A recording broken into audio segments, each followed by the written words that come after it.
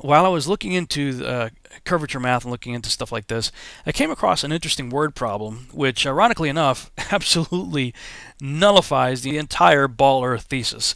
And it does so using their math. Check this out. All right. This is a website called mathcentral.euregina.ca. I'm not sure if I pronounced that right, but whatever. Anyway, you see the URL here. So they're talking about how can I find the curvature per mile of the Earth's surface, and they give an answer right here. And they say after you do all the long form math, it ends up being 7.98 inches, or like we said, everybody's just kind of rounding it up to 8 inches per mile. All right, but then it says look at our response to Shirley to see what happens after the first mile. So you click on this, and there's an interesting question posed here at the top. There are two 6-foot men. What would the distance be between them before one could not be seen because of the curvature of the Earth?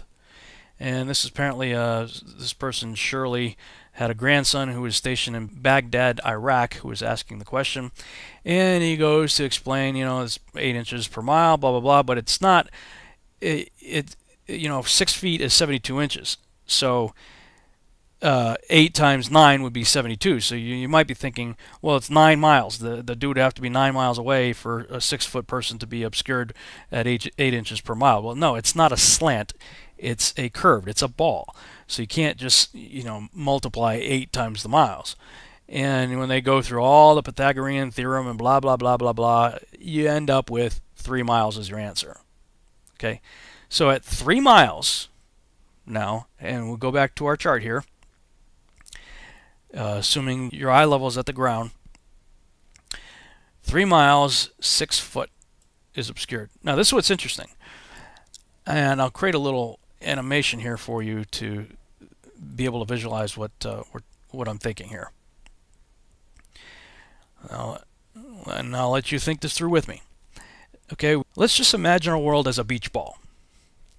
All right, the lines of the ball clearly point out what so many in the Ball Earth camp are blatantly ignoring. A ball, by its very nature, demands that its surface immediately begins to curve downward and away from any point on it. So if we imagine Poser James here, I'm using a software called Poser, let's call him PJ for short. If we imagine him standing on the beach ball, the problem becomes immediately apparent. Okay, he's standing on a ball. Immediately the ball is curving downward and away from his feet in all directions. That's what a ball does. And it doesn't matter how big the person is, nor does it matter how big the ball is. But let's go ahead and shrink PJ and enlarge the ball for the sake of example here. Now, notice the lines are still curving downward and away in all directions, even though he's getting smaller and the ball is getting bigger. This never changes with scale. Okay, now let's zoom into tiny PJ on the massive ball here and consider the curvature word problem that was brought up by this individual serving in Iraq. If PJ was 6 feet tall and he had a clone, who was also 6 feet tall, right, who walked 1 mile away from him, the ground his clone would be standing on would be 8 inches lower than the ground that he was standing on, right? Again, the curvature math is 8 inches per mile squared. So the first mile, 1 times 1 is 1 times 8 is 8 inches. So the ground from point A to point B is going to be 8 inches below point A. All right, you with me so far? Now, if the clone had a clone who walked another mile away, that clone's ground would be 32 inches below PJ's ground. Why? Because it's 8 inches per mile squared. 2 miles, okay, 2 times 2 is 4 times 8 is 32. So the ground that clone number 2 is standing on is 32, almost 3 feet below the ground that PJ is standing on. And if we had yet another clone who was to walk 1 more mile, his ground would be 72 inches or 6 feet below PJ's. Thus, the top of clone number 3's head would be even with the bottom of PJ's feet. I know for some of you the gerbil just jumped off the wheel, so let's look at it again. This time we'll check it out from a different angle. Again, PJ's clone walks 1 mile away. The top of his head would be 8 inches lower than PJ's. Another clone walks an additional mile, and the top of his head is then 32 inches below PJ's. The third clone walks 1 more mile, and at just 3 miles away from PJ, The ground clone number 3 is standing on is 6 feet below PJ's. Thus the top of clone number 3's head is going to be even with the bottom of PJ's feet. Now, I'm not trying to see whether or not the person can see the other person. What I'm trying to show you is the issue of the ground level. The ground level is the issue that I'm focused on with this example. Because if clone number 3's ground is 72 inches below the ground that PJ is standing on, it's going to be physically impossible for PJ to look straight ahead or to the left or the right or behind him and ever expect to see the horizon at his eye level. It cannot be done. I'm going to say it again. If you're just looking straight ahead, there is no way the horizon could ever be at your eye level. When the ground you're standing on is immediately beginning to recede away from you in every direction, you're standing on a point on a ball, supposedly. The ground you're standing on immediately begins to recede away in every direction 8 inches per mile squared. Now, I understand we're not on a perfect beach ball, but you actually compound the problem if you start using the argument, well, there are, peaks and valleys and hills and mountains and plateaus and canyons and blah, blah, blah. All you're doing is pushing the problem further out, and eventually you, the ball earther who uses this argument, are the one who's in danger of falling off the edge of something, because you can extend that out only so far, and then you're going to have to correct the terrain back to that 8 inches per mile squared so that you can have your 25,000 mile circumference ball. Or pair if you choose to go by Neil deGrasse Tyson. But for this math to be true, and it has to be in order to maintain a 25,000 mile circumference, no person could ever look straight ahead and expect to see the horizon at his eye level. But still, this is what we have to put up with. The most important thing to understand is that the horizon is flat. That's right. From our vantage point, even from a high mountain or an airplane, the horizon is flat. Flat earthers, and also many globalists, for lack of a better term, seem to think that the horizon should look curved to us. That's flat wrong. And I think this is the single biggest reason there even is a flat earth community, the biggest source of confusion. You are expecting to see a curve where there is none to be seen. You are looking for the wrong thing. To picture what I mean, look at this orange. If I take a thin slice of it, I get a round disc. The edges of it, where the knife cut through, is a flat circle. That is what you see when you look at the horizon, the edges of a circle. The edges don't curve side to side, they run straight across our view. And since we are always in the center of the circle, they don't curve down. My first question is, why is this dude wearing fingernail polish? But, I guess everybody's entitled to their thing. But my other observation was, after he said, if I take an orange and slice it off, sorry, you can't do that. If your orange is representing the Earth, you've got to leave its spherical nature intact. You can't slice off the top of the sphere that you're using as your example and then say, that's why everything's flat, because I just sliced off the curve. I don't know. Anyway, let's go back to Captain Fingernail Polish and see what other piece of amazing logic he has for us. When you can see the horizon in all directions, it is the same distance away in all directions. So when you spin around, it looks exactly like a straight line and comes back around to join itself. Think about that. If it were curved down, it would not come back around and join itself at the same level. Exactly. If it were curved, it would be dropping off 8 inches per mile squared from every point upon which you are standing. That is inescapable ball earth math. Wow. But, okay, to be fair, I do understand what Captain Fingernail Polish is saying here. This is a typical argument that I've heard lots of times, actually. Ball earthers will claim that just like the blue circle at the top of the beach ball here, that's the visible horizon. So from whatever point you're standing on, and you're looking out toward the horizon, in 360 degrees, that line is going to be the same. It's always going to be right there. But as I'm showing you, That only works if you're looking down. I don't care how big the ball is. I don't care how big you are. I don't care how small you are compared to the ball. If you're standing on the ball, the point at which you are standing, from that point outward, is receding downward at an exponential rate. Downward. Which means you can never look out to this mystical circle out in front of you at eye level. It cannot be. It can't happen. So this whole idea right here, while in principle it sounds good, looks good, but it's a myth. It does not exist in the observable, testable, and repeatable example of reality. According to Pythagorean math, the 25,000-mile circumference ball Eratosthenes invented does not allow for us to ever be able to see the supposed edge of a horizon that presents itself at eye level. Yet whether we're on the ground or flying up to 37,000 feet in an airplane or sending up a weather balloon to over 100,000 feet, there's that totally flat horizon straight ahead at our eye level. Always. That's simply not possible if it's receding downward and away from us at a rate of 8 inches per mile squared, which is what it must do. But once again, in reality, we don't see this.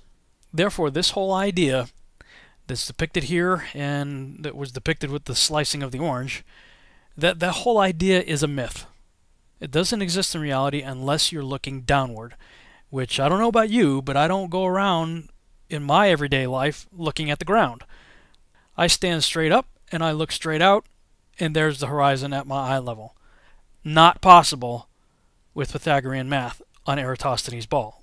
And speaking of myths, people who think ships are disappearing over the curve in less than 10 miles distance, it's got to work both ways. I mean, if we're on a ball, then when the ship is going away from you on the, let's say, the z-axis, going, from you to a point away from you, and it's rolling over the ball in less than 10 miles, then you should have the exact same effect looking left to right on the x-axis.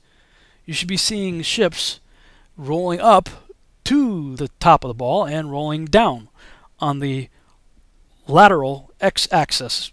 I mean, if it's a ball, they got to be rolling both ways, away from you and side to side. We never see that though. You can go to the beach and do a panoramic shot and put a parallel line over it, and from end to end, and this is a lot more than just 5 miles, there's no perceived curvature here. None. Flat as a pancake. And in fact, these are some pictures I took on the beach at Malibu, California. And I went from there way up into the mountains above Pepperdine University and looked out. And I mean, easily there's got to be probably close to 100 miles left to right. The distance on the horizon there, it's got to be, quite a bit there. Put a parallel line over it, flat. So you can't have it both ways. You can't say ships are rolling over the ball on the z-axis without having the same exact perception on the x-axis. I was thinking about that while we were on Lake Michigan. We were on the east coast of the lake looking toward the west. And so if you're standing on the east coast looking toward the west, and you claim that ships are disappearing in 3, 4, 5, 10 miles, whatever, distance, then people who are standing on the southern coastline would make the same claim. If they're on the south looking toward the north, they would say the same thing. Well, I see ships disappearing in 3, 4, 5, 6, 7, 8, 9, 10 miles away. So if the person standing on the south coast looking north is claiming that ships are disappearing, and the person standing on the east coast looking west is saying the same thing, then both people have to observe the alleged curvature that the other person is claiming their ships are going over. Therefore, like I said, this whole idea of the eye-level horizon being equal, as depicted here, or as depicted when you slice off a piece of an orange, is a myth. Alright, let's continue. There's a handy website that will calculate the distance to the horizon for any viewing height, and it also tells you how much of an object will be hidden behind the horizon if it's past the horizon. The site is metabunk.org/curve. So I went there, and this is the calculator that's there, and you can run all the same calculations that I showed you in the other websites. It works very much the same way. But this is what's interesting to me. Let's look at this graphic right here on the bottom. See, they always got this thing in the middle between the observer and the target, and it's called the bulge. And they'll have you believe that everything you're looking at is on the other side of a big hump, a big bulge. You're always going to have to walk uphill first and then walk downhill to get to wherever you're going. In all of these examples, it's always this way. Okay, they got this target, you know, over here, and the observer over here, and this big bulge in the middle. And that's what all these ballers would have you believe, is that everything you're looking at is on the other side of a big bulge you're going to have to walk or drive or swim or take a boat or fly over to get to. And somebody else has done videos on how big that bulge would be if you're flying from like Los Angeles to Hawaii.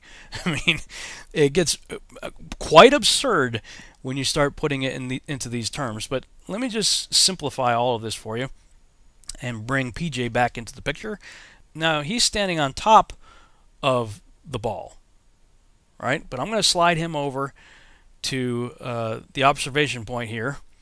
Now I'm keeping him perpendicular to the ground. Now, do you see the problem? The only way he could be looking toward the top of the bulge is if he's tilting his head down. He'd have to be looking down. He couldn't be standing straight up, looking straight out. The only way he's going to see the curve is if he's looking down. Let's keep PJ looking straight ahead, and I'm going to slide him down so that his eyeball essentially ends up on the ground, looking straight out, and you're going to see the problem here. Look, at ground level, if his eyeball is on the ground and he's looking straight out, the ground is beginning to immediately curve downward. There's no bulge. There's no bulge.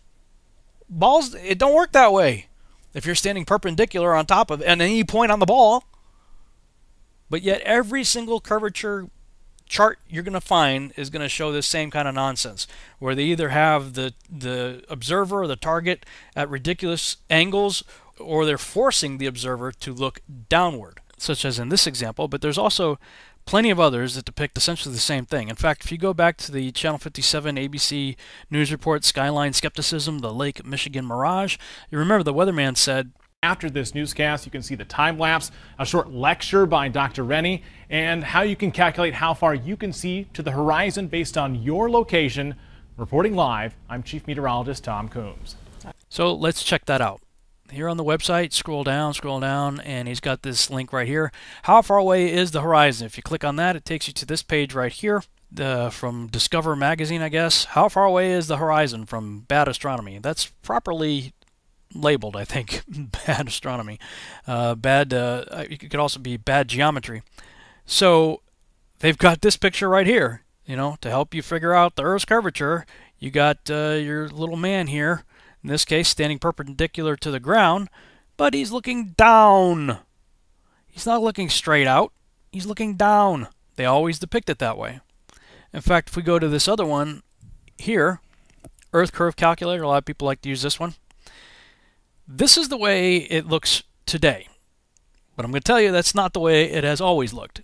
They've got the H0 or the observer here and the target perpendicular with the ground.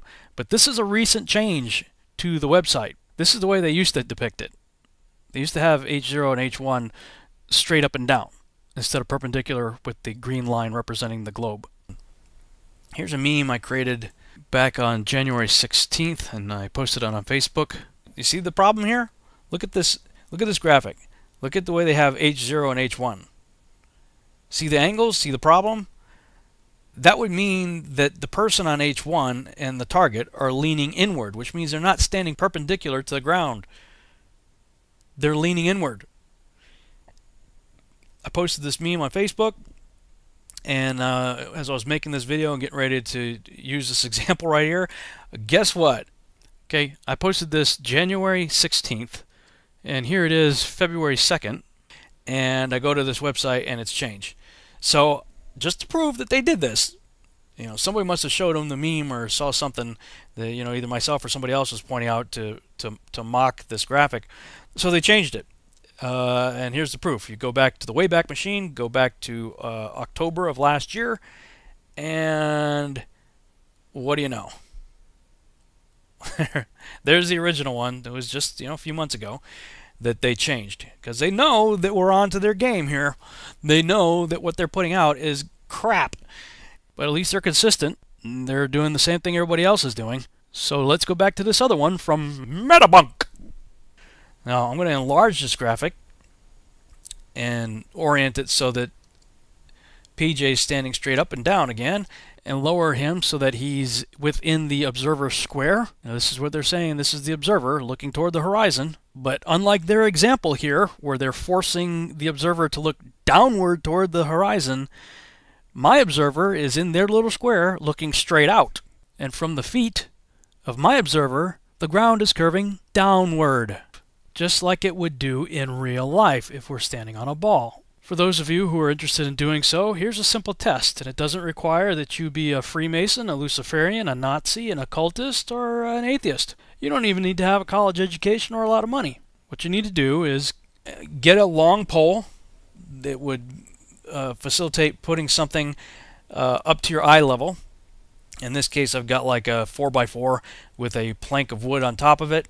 Make sure the vertical post is vertically level, and make sure the horizontal plate on top of it is also level. And then go get some paper towels. Use the paper towel tube. You can even keep the paper towels on it if you want to.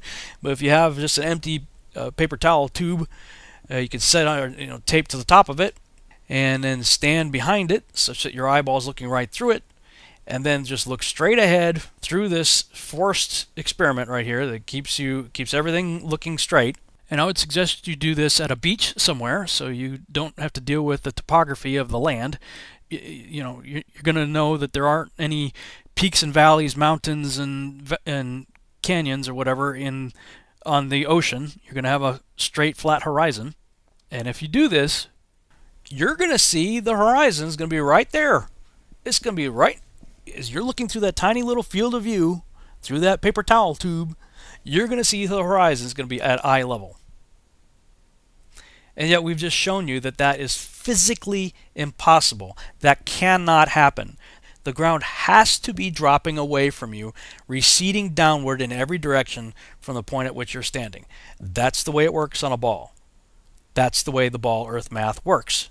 According to Pythagoras and according to the spherical model invented by Eratosthenes, who calculated our circumference to within about 5% of its currently accepted circumference of 25,000 miles by looking at the sun in a well and the shadow of a phallic symbol. So as you can see, this produces an extremely interesting problem for the ballers. And frankly, it means that Pythagoras and Eratosthenes just handed a trump card to the flat earthers. And pardon the pun, but there's simply no way around this problem. Indeed, if the squares of a chessboard are 1 mile across, all it takes is 3 moves for any flat earther to quickly put a ball earther into checkmate. Thanks so much for watching. I hope you enjoyed this video presentation. If you did, please subscribe to my YouTube channel, like the video, and share it on your favorite social media sites. There's a lot more to come, so stay tuned and we'll see you back next time.